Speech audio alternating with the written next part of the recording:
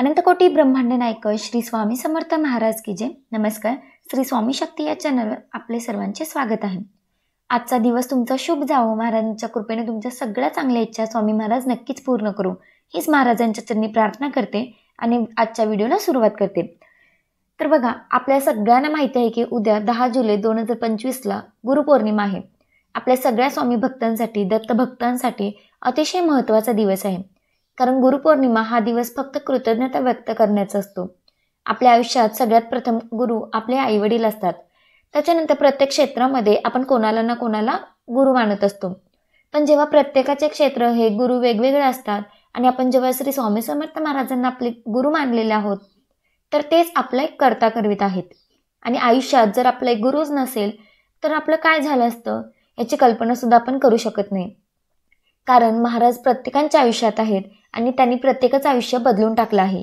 स्वामी सेवा जो करतो, महाराजांना ज्यांनी गुरु मानला आहे, अगदी रोज ज्यांना सेवा करणे शक्य होत नाही, पण ज्यांच्या अखंड मुखात श्री स्वामी समर्थ नाम जप असतो त्याला महाराज अखंड जपत असतात।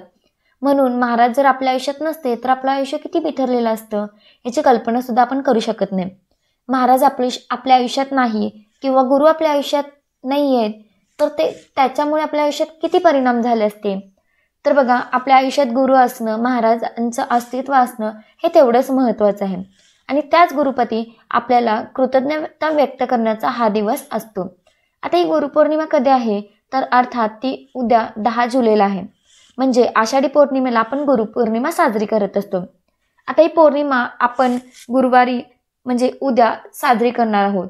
तर ही पौर्णिमा बघा, आज उत्तरात्री लागते। म्हणजे आज बुधवारची रात्र संपून जेव्हा 12 नंतर गुरुवार सुरू होतो तेव्हा 1:37 लागणार आहे। आणि गुरुवारी उत्तरात्री म्हणजे उद्याचा गुरुवारचा दिवस जेव्हा संपतो तेव्हा गुरुवारच्या रात्री 12 नंतर 2:07 संपणार आहे। थोडक्यात काय, गुरुवारी म्हणजे उद्या संपूर्ण दिवस पौर्णिमा असणार आहे। मग आता जर गुरुवारी म्हणजे उद्या दिवसभर पौर्णिमा असणार आहे तर अर्थात आपल्याला सत्यनारायण हे आपल्याला उद्याच करायचे। तर गुरुवार हा गुरुंचा वार आहे आणि गुरुपौर्णिमा पण त्याच दिवशी आलेली आहे। म्हणून इतका सुवर्ण योग आपल्यासाठी जुळून आलेला आहे की या दिवशी जेवढं तुम्हाला करायला शक्य होईल तेवढी जास्त सेवा करायला सुरुवात करा। म्हणजेच जेवढं तुम्हाला सेवा करायला शक्य होईल तेवढं तुम्ही करा। कारण ह्या दिवशी गुरुपौर्णिमा आणि पौर्णिमा एकाच दिवशी आलेल्या आहेत। सगळ्या सेवा करण्यासाठी आपण तेवढे तत्पर पण आहोत, पण थोडीशी आपली पण ओढाताण होणार आहे, थोडीशी आपली पण त्रास आपल्याला सहन करावा लागणार आहे। कारण एक तर सत्यनारायण पण करायचं असतं, गुरुपौर्णिमा पण आहे, तर आपल्याला ज्या काही आपण कुलदेवीच्या माता लक्ष्मी, भगवान विष्णूंच्या सेवा करायचं असतो ते सुद्धा आपल्याला करायचं असतं। म्हणून हा दिवस खूप महत्त्वाचा असणार आहे आणि आपल्याला दिवसभर चांगले जास्तीत जास्त सत्कार्य करायचं आहे। आता सगळ्यात महत्त्वाचं, आजच्या व्हिडिओमध्ये गुरुपौर्णिमा कशी साजरी करायची ते बघणार आहोत आणि दुसरं म्हणजे महाराजांच्या मूर्तीवर अभिषेक कसा करावा ते पण बघणार आहोत आणि गुरुपद कसं घ्यायचं ते मी नंतरच्या व्हिडिओमध्ये तुम्हाला सांगेन। तर बघा, सगळ्यात आधी उद्या सकाळी सुशुभ्र होऊन स्वतःचं आवरून घरातली सगळी स्वच्छता करून लवकरात लवकर महाराजांच्या मूर्तीवर अभिषेक करायचे। आता अर्थात तुम्ही पहाटे ब्रह्ममुहूर्तात उठून जरी अभिषेक केला तरी चालेल, कारण तेव्हा पौर्णिमा लागलेली असणार आहे। मग तुम्ही सकाळी अगदी 3:30, 4, 5 अगदी 10 वाजेपर्यंत तुम्हाला घरात जर महाराजांची मूर्ती असेल तर महाराजांच्या मूर्तीवर अभिषेक करायचा आहे। ज्यांनी नव्याने मूर्ती खरेदी केली आहे तर मग अभिषेक कसा करायचा, प्राणप्रतिष्ठा कशी करायची, तर प्राणप्रतिष्ठा पण सेमच अशी करायची आहे ज्या पद्धतीने मी तुम्हाला सांगणार आहे की महाराजांच्या मूर्तीवर अभिषेक कसा करायचा। कारण मूर्ती फक्त मूर्ती असणार आहे, त्याच्यामध्ये आपल्याला प्राण आणायचा आहे, तर त्याच्याबद्दलची माहिती आता सगळे आपण घेणार आहोत।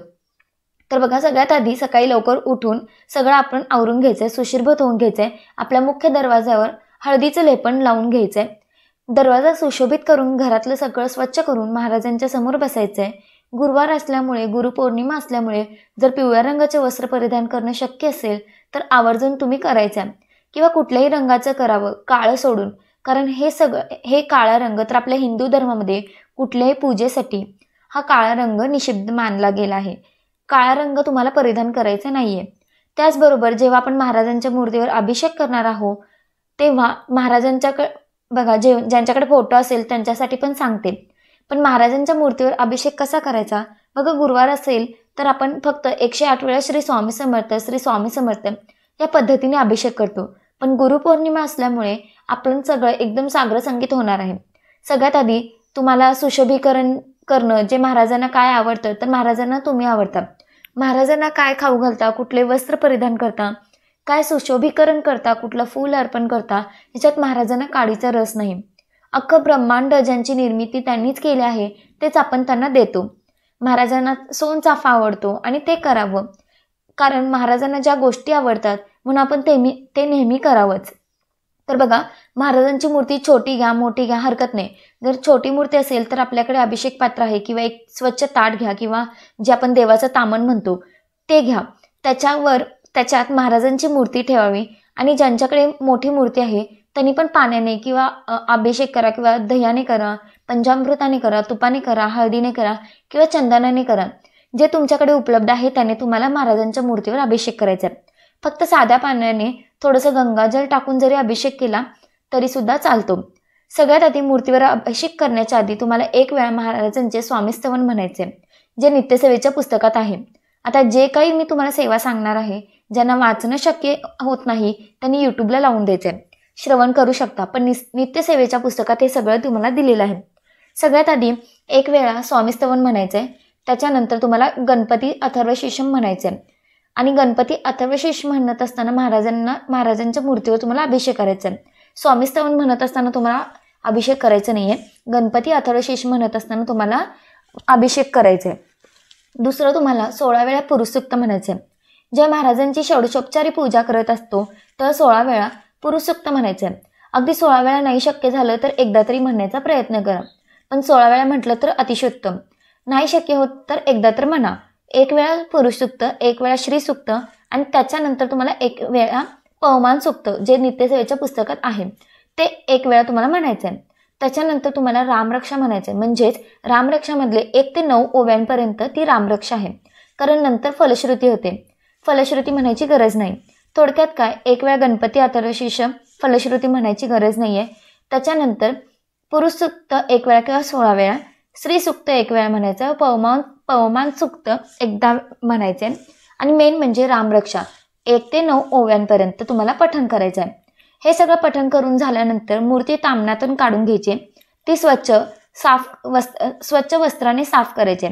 ती तिच्या जागेवर तुम्हाला ठेवून द्यायचे. मूर्ती आपापल्या जागेवर ठेवल्यानंतर त्यांना हिनात्तर लावायचे, कारण महाराजांना अतिशय प्रिय होतं ते हिनात्तर. जर ते तुमच्या घरात उपलब्ध असेल तर आवर्जून हिनात्तर लावाय. तर त्यानंतर छानपैकी वस्त्र परिधान करायचे. वस्त्र महाराजांना घालायचे. वस्त्र घालून झाल्यावर फेटा असेल तर ते घाला. घरात एखादी माळ असेल, फुलांचा हार असेल, चाफ्याचं फूल असेल, कुठल्याही रंगाचं फूल असेल तर ते तुम्ही महाराजांना घालू शकता, अर्पण करू शकता. हे सगळं करत असताना श्री स्वामी समर्थ किंवा श्री स्वामी समर्थ, जय जय स्वामी समर्थ या मंत्राचा तुम्हाला जप करायचा आहे. किंवा तारक मंत्र लावूनही तुम्ही हे सगळं सेवा करू शकता. पण अभिषेक करत असताना ज्या काही सांगितलेल्या सेवा आहेत ते तुम्हाला करायचं आहे. मग महाराजांना केशरयुक्त अष्टगंध किंवा साधा अष्टगंध तुम्ही अर्पण करावं. ही झाली महाराजांची पूजा. आता ज्यांच्याकडे फोटो आहे त्यांनी काय करावं, तर त्यांनी घरातलं स्वच्छ पाणी असेल किंवा गंगाजल असेल त्यांनी महाराजांचा फोटो तुम्हाला स्वच्छ पुसून घ्यायचा आहे. आणि ज्या काही मी तुम्हाला सेवा सांगितल्या आहेत त्यांनी अभिषेक करताना तेच महाराजांच्या समोर बसून त्या सेवा करायचे. म्हणजे ज्यांच्या घरात मूर्ती आहे आणि फोटो आहेत तर त्यांना अर्थात अभिषेक करायचा आहे. पण ज्यांच्याकडे फोटो आहे त्यांनी तुम्हाला मी काही जे सेवा सांगितले आहेत, म्हणजे गणपती अथर्वशीर्षम, 1 वेळा पुरुषसूक्त, 1 वेळा श्रीसूक्त, 1 वेळा पवमान सूक्त आणि 1 वेळा रामरक्षा, हे सगळं तुम्हाला तिथे बसून म्हणायचं आहे. म्हणजेच महाराजांच्या समोर तुम्हाला बसून पठण करायचं आहे. हे करून झालं नंतर मग तुम्हाला फोटोला सुद्धा हिनात्तर लावायचं आहे. महाराजांना केशरयुक्त आणि किंवा साधा अष्टगंध अर्पण करायचे. जर तुमच्याकडे शॉल असेल तर ती महाराजांना परिधान करायचे. या पद्धतीने महाराजांची सेवा करायची. या पद्धतीने महाराजांची सेवा करून झाल्यावर तुम्ही आरती करायची. आता आरती जी तुम्हाला आवडते ती महाराजांची करा. आधी गणपती बाप्पांची करा, मग दत्त महाराजांची करा, मग महाराजांची करा. मग तुम्ही 1 आरत्या घ्या, 2 आरत्या घ्या. दिंडोरीप्रणित जी आरती आहे ती तुम्ही करू शकता, जी तुम्हाला येते. आता आरती हीच करू का, तीच करू का, नाही, जी तुम्हाला येते ती झाल्यावर तुम्हाला आरती करायची. आता आरती करून झाल्यानंतर महाराजांना नैवेद्य काय अर्पण करायचा. बघा, महाराजांना आवडायचे बेसनाचे लाडू, महाराजांना पुरणपोळी सुद्धा आवडते, ती तुम्ही अर्पण करू शकता नैवेद्य म्हणून. किंवा बेसनाचे लाडू सुद्धा तुम्ही अर्पण करू शकता. खीर अर्पण करू शकता. अगदी कुठलीही खीर तुम्ही अर्पण करू शकता महाराजांना. किंवा अगदी दूध साखरेचा नैवेद्य दाखवला किंवा एक केळ जरी ठेवलं तरी सुद्धा ती महाराजांना अतिशय प्रिय आहे, ते सुद्धा ती ग्रहण करतात. किंवा ज्या श्रावणी शेंगा आहेत, ज्याला घेवड्याच्या शेंगा म्हणतो, ते सुद्धा महाराजांना आवडायच्या, ते सुद्धा तुम्ही अर्पण करू शकता. जे तुमच्या घरात बनणार आहे ते तुम्हाला शिरा, म्हणजे शिरा पण तुम्ही महाराजांना आवडायचा, म्हणजे तो शिरा सुद्धा तुम्ही अर्पण करू शकता. याच्यातलं जे तुम्हाला मिळणं किंवा जे करणं शक्य होईल ते तुम्ही करू शकता. तर मला माहिती आहे की सगळेजण खूप छान छान पद्धतीने करणार आहेत.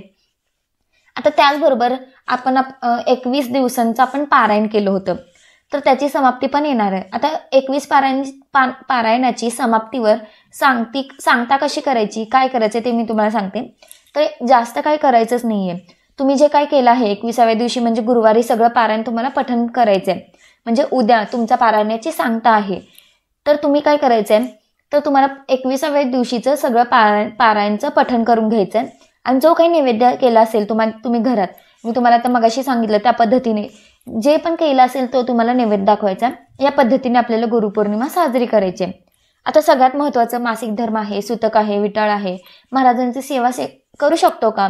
लक्षात घ्या, महाराजांनी कधी सुतक विटाळ पाळला नाही, पण खरं तर महाराज सेवा सगुण रूपात होते. आजही महाराज निर्गुण रूपात आहेत. तर तेव्हाचा काळ वेगळा होतो, आजचा काळ वेगळा आहे. आज खूप जास्त वाईट घटना आपण रोज ऐकत असतो सोशल मीडियाच्या माध्यमातून. तर आता महाराजांचे नामस्मरण करायला तुम्हाला कोणी अडवू शकणार नाही. अर्थात तुम्हाला मासिक धर्म सुतक विटाळ असेल तर स्वामीचरित्र सारामृत तुम्ही श्रवण करू शकता, ऐकू शकता. महाराजांचं अखंड नामस्मरण जप तुम्ही करू शकता. पण एवढंच आहे, घरातल्या घरात कोणाकडून तरी महाराजांच्या मूर्तीवर अभिषेक करून घ्या. बाकी काही नाही केलं तरी तुम्ही चालेल. पण तुम्ही अर्थात मासिक धर्म आहे त्याच्यामुळे आपल्याला तो त्रास होतो, मासिक धर्मात स्वामी सेवा करावी की नाही. तर मी नक्की सांगेन की तुमचा जर 4 दिवस तुम्हाला 4 दिवस हे कम्प्लिटली पाळायचेच आहेत. जर 5वा दिवस असेल तर आवर्जून तुम्ही सेवा करावी. पण जर पहिला, दुसरा किंवा 4था दिवस असेल तर ते आपल्याला करणं योग्य वाटत नाही. पण अर्थात तुम्ही तारक मंत्र पठण करू शकता, नामजप करू शकता, स्वामीचरित्र सारामृत तुम्ही श्रवण करू शकता, हरकत नाही. पण मग सेवा करू का? तर सेवा तुम्ही फक्त श्रवण करू शकता. तुम्हाला केंद्रात, मठात, मंदिरात जाणं तरी शक्य होणार नाही. तेवढं तरी तुम्ही आवर्जून पाळायचं आहे. या पद्धतीने आपल्याला गुरुपौर्णिमा साजरी करायची आहे. तर बघा, नक्कीच तुम्ही या पद्धतीने गुरुपौर्णिमा साजरी करा. आणि मला नक्कीच आशा आहे की तुम्ही सगळे उद्याचा दिवस म्हणजे गुरुपौर्णिमा खूप आनंदात आणि खूप छान पद्धतीने साजरी करणार आहे. त्याचबरोबर महाराजांची सेवासुद्धा तेवढीच मोठ्या प्रमाणात करणार आहात. तर बघा, आजच्यासाठी इतकंच. झालेली सेवा मी महाराजांच्या चरणी रुजू करते आणि आजचा व्हिडिओ मी इथंच थांबवते. जर व्हिडिओ आवडला असेल तर व्हिडिओला लाईक करा. चॅनलवर नवीन असाल तर चॅनलला सबस्क्राईब करा. तोपर्यंत श्री स्वामी समर्थ.